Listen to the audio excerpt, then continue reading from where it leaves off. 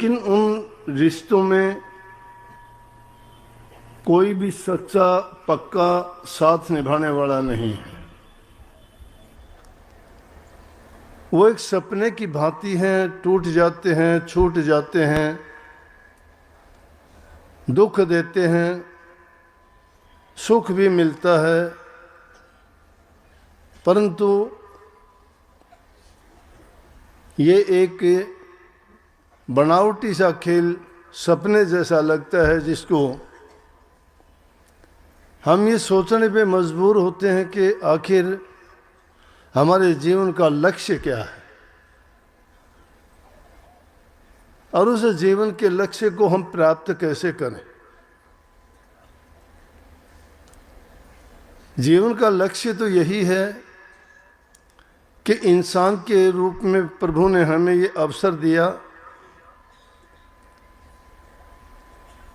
कि हम संत महापुरुषों के पास जाके उनके पास नाम की दीक्षा लेके भक्ति कमाएं, क्योंकि भक्ति वाला रिश्ता सच्चा भी है, पक्का भी है, कभी टूटने वाला भी नहीं, कभी दुख देने वाला भी नहीं। इसकी तुलना जब संसार के रिश्तों से करते हैं तो वो निके फीके और छोटे और झूठे लगते हैं। और जो इंसान सच्चाई के साथ आके, सच्चाई का मतलब तन मन और धन से संतों से जुड़ जाता है, संत उसको इस संसार सागर से, इस जन्म मरण के रोग से, दुख कष्टों भोगने वाली जेल से सदा के लिए छुटकारा दिला देते हैं।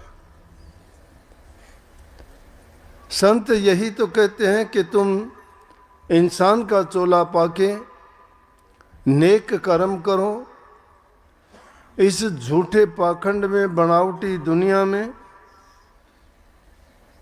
जिसकी कोई भी वस्तु हमें सुख देने वाली या किसी की भी ऐसी तासीर नहीं है जो हमें शांति प्रदान कर सके, और उन वस्तुओं के लिए हम पूरा जीवन भागते फिरते हैं, उनके लिए अनेकों पाप कर्म कर जाते हैं, झूठ कपट बेईमानी सीखते हैं, दूसरे इंसानों का दिल दुखाते हैं, उनको पीड़ा देते हैं अपने सुख के लिए, अपनी खुशी के लिए। और वो खुशी भी कैसी? चंद रोज की, चंद मिनटों की, कुछ समय के लिए। समय बीतता है, वो खुशियां उसके साथ खत्म हो जाती हैं। अपने ही किए हुई चीजों को, जिनके लिए जीवन बर्बाद किया था, अंतकाल में देख देख के पछताता है कि मेरा जीवन ये करने के लिए नहीं था, मैंने कौड़ियों के भाव जीवन को बर्बाद किया है। और जीवन बहुमूल्य बहुत है। संतों ने कहा है, एक एक पल भी लाख लाख हीरे मोल के बराबर है। उस सांस को खाली ना जाने दो, प्रभु के नाम का गुणगान करो, उसका सुमन करो, अभ्यास करो, क्योंकि नाम की तासीर सदा सुख देने वाली, शांति देने वाली, निर्लेप निष्कपट है। वो हमारे हृदय को शुद्ध और पवित्र बनाती है। शुद्ध और हृदय पवित्र ही हमारे मालिक को, प्रभु को पसंद है। उस शुद्धता और पवित्रता के लिए संत नाम देते हैं, नाम की बख्शीश करते हैं। उसको संतों ने हरि रस से नाम, रस का नाम दिया है। कबीर साहब ने बहुत कुछ लिखा है, हरि रस ऐसा रे जिसके पिए से अमर हो जाए, अमर हो जाए। अमर हो जाने का मतलब जन्म मरण से छूट जाना, कभी मरना नहीं। आप कहोगे लेकिन मरते चले गए, बड़े बड़े संत जो नाम के देने वाले थे वो भी मरते गए, लेकिन वो मरे नहीं, वो अमर हो गए। अमर होने का मतलब उनका बीज का नाश कर दिया, दोबारा पैदा नहीं होंगे वो।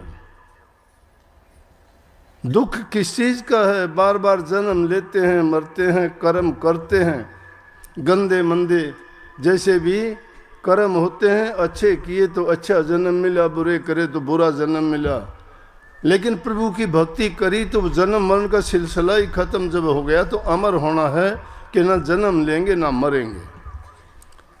इसको छोटे मायने में सोचते हैं कि अमर हो जाने का मतलब ये है कि हम सदा इस देह रूप में जिंदा रहेंगे। नहीं, ये देह तो एक गुब्बारा है, ये तो एक 5 तत्व से बनी हुई मशीन है।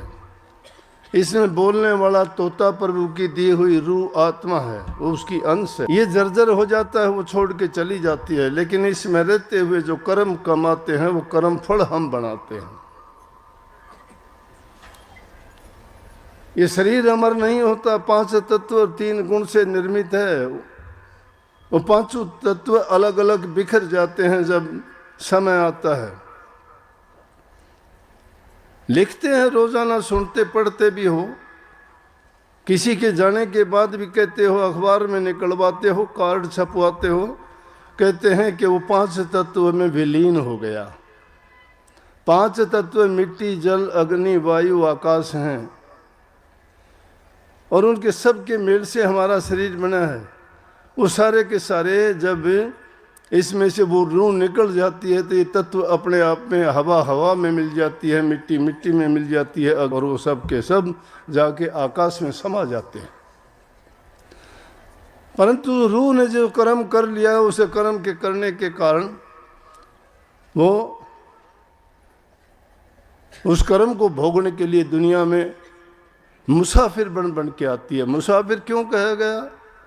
कि मुसाफिर कभी ठहरता नहीं है, कुछ दिन के लिए आता है, जाता है, चला जाता है। एक शायर ने लिखा है, जिंदगी ये आदमी मानंद मुर्ग खुशनुमा, बैठा किसी डाल पर चहचहाया और उड़ गया। यही जीवन की कथा है इंसान की।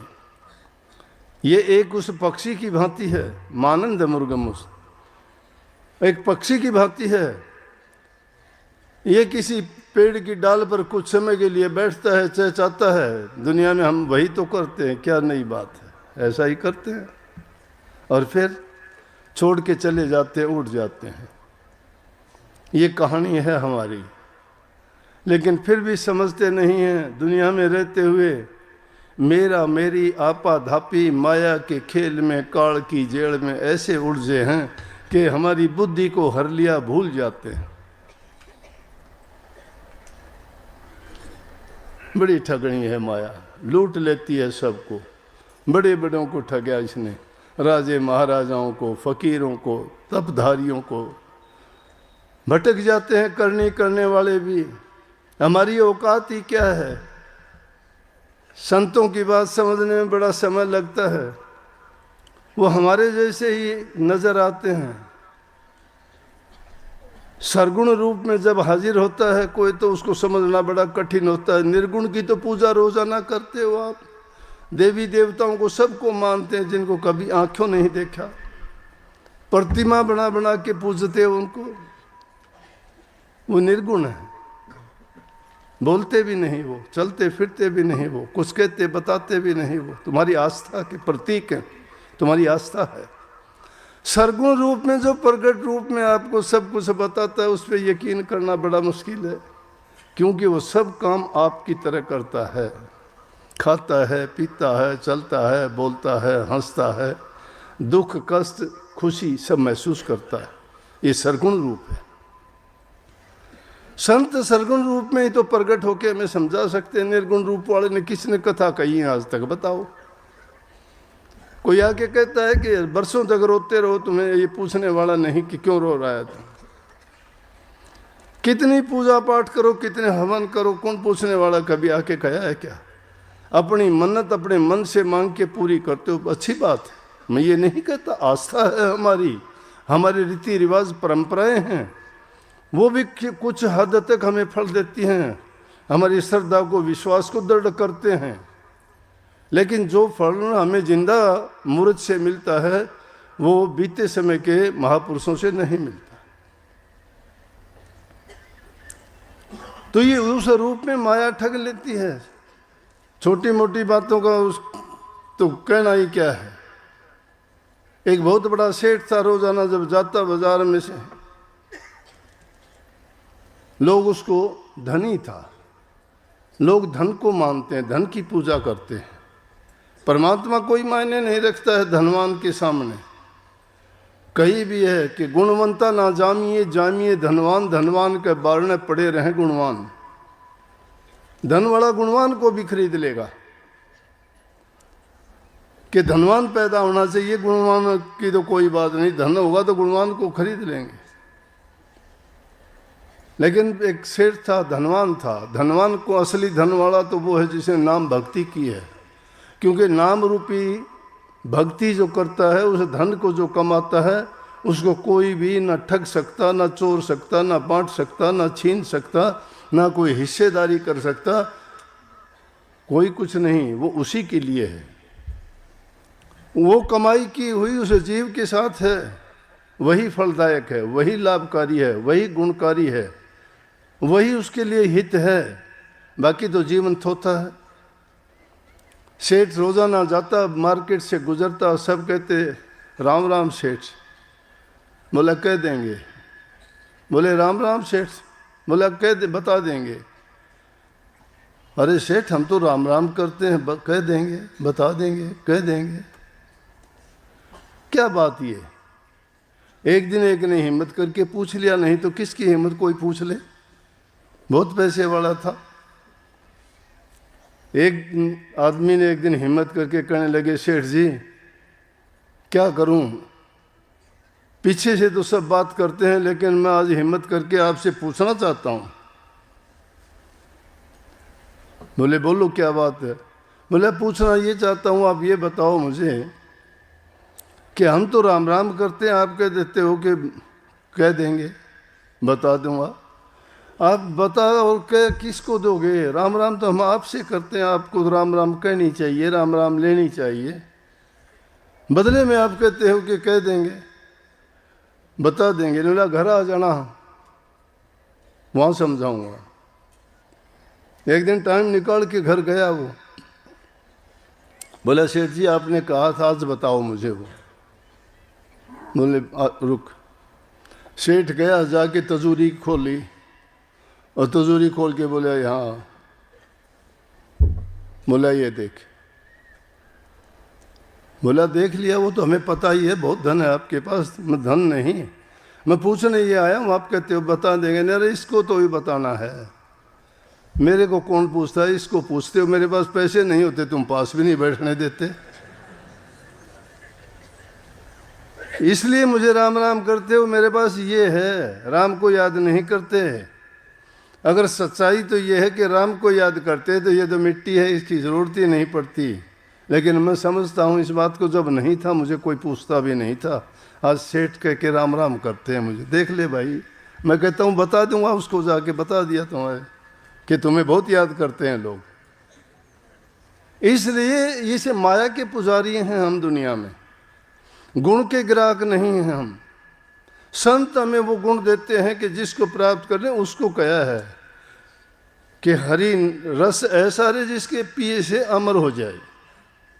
और कैसा है वो कि उसके पीने से तो ऐसा है कि आगे आगे धो लगी पीछे हरियल हो। जिस प्रकार से जंगल में कहीं आग लगा दे, सब कुछ जलता हुआ चला जाएगा। एक तरफ से जलता हुआ तो जाता है, लेकिन कुछ समय के बाद में देखोगे वो वहां पे हरियाली भी होती है। इसलिए उन दुर्गुणों को हमें नाम रूपी अग्नि में स्वाह कर देना चाहिए। सच्चे सुरखुरी जो बन के चलते हैं, वहां नाम रूपी दौलत अपने आप पैदा होती चली जाती है।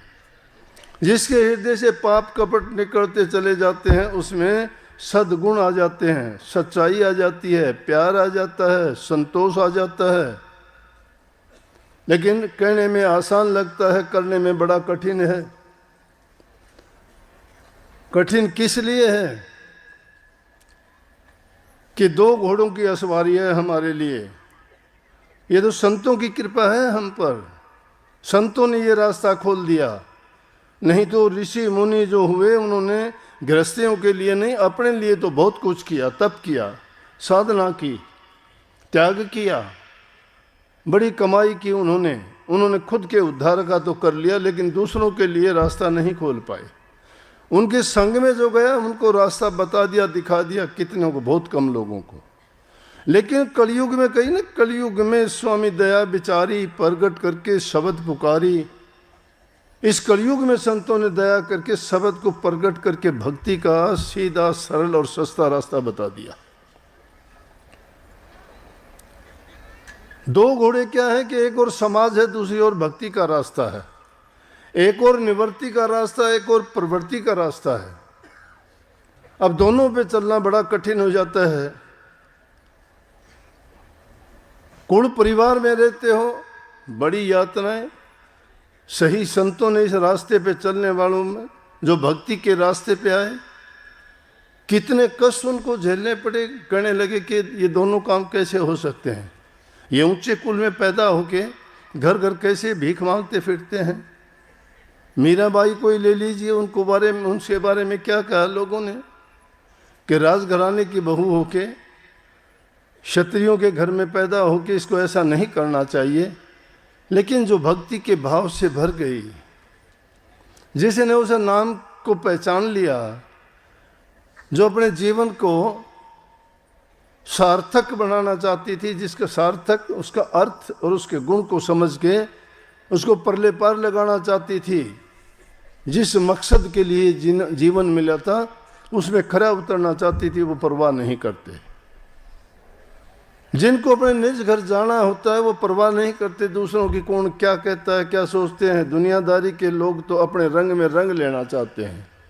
शराबी शराबी बना देगा, जुआ खेलने वाला जुए की लत लगा देगा, मांस मिट्टी खाने वाला मांस मिट्टी खानी सिखा देगा, और गंदे कर्म करने वाले अपने ही पंथ को बढ़ाना शुरू कर देंगे। जिसके संग बैठोगे वैसा रंग चढ़ जाएगा। अच्छे गुणों को अपनाने में बहुत समय लगता है, लेकिन बुरी चीज को तो अपनाने में कोई देर नहीं लगती। उनके लिए कोई नियम कानून नहीं है, सारे नियम तोड़ के, सब बाधाओं को तोड़ के न खुला चलना पड़ता है उसमें तो। लेकिन अगर सही रास्ते पे चलोगे तो मर्यादाओं में बंध जाओगे। सबकी गंदी मंदी बातें सुननी पड़ेंगी, बर्दाश्त करना पड़ेगा, बहुत ज्यादा मिट्टी की तरह बन जाना पड़ेगा। जैसे संतों का जीवन ऐसा बता दिया कि खोद खाद धरती से है, काट बाड बन रहा, कटु वचन तो सज्जन शहर और से सया नहीं जा। कि जिस प्रकार से धरती खोद खाद सहती है, कितना हम काम करते हैं। देखो क्या पहाड़ों को पाड़ के घेर दिया, सारे के सारे क्या झीलों को हमने मिट्टी से भर दिया, जहाँ कुछ नहीं था बड़ी बड़ी बिल्डिंगें खड़ी कर दी। इसको मिट्टी कहीं से कहीं उठा के डाल दी, टीबे थे वहाँ झील बना दी, झील थी उनको भर दिया। तो खोद खाद ये धरती सहती है, फिर भी ये कोई बदले में ऐसी कार्रवाई नहीं करती।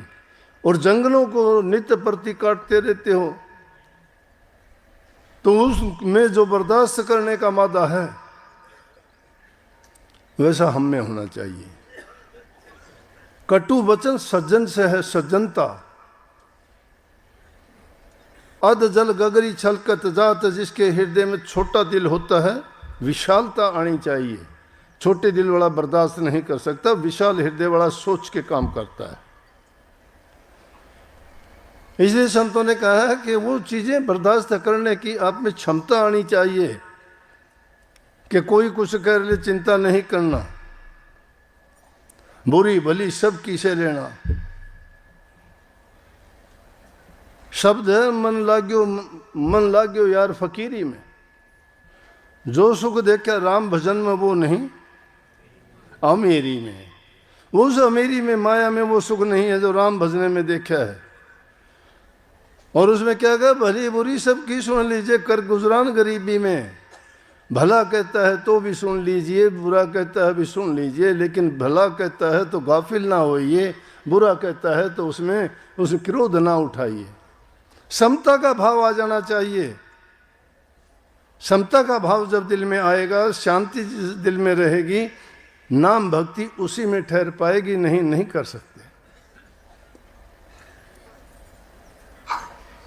सब दुनिया जितनी भी है वो सब हमारी है, कोई पराया नहीं है। ये सारी जायदाद प्रभु की है, हम प्रभु के हैं।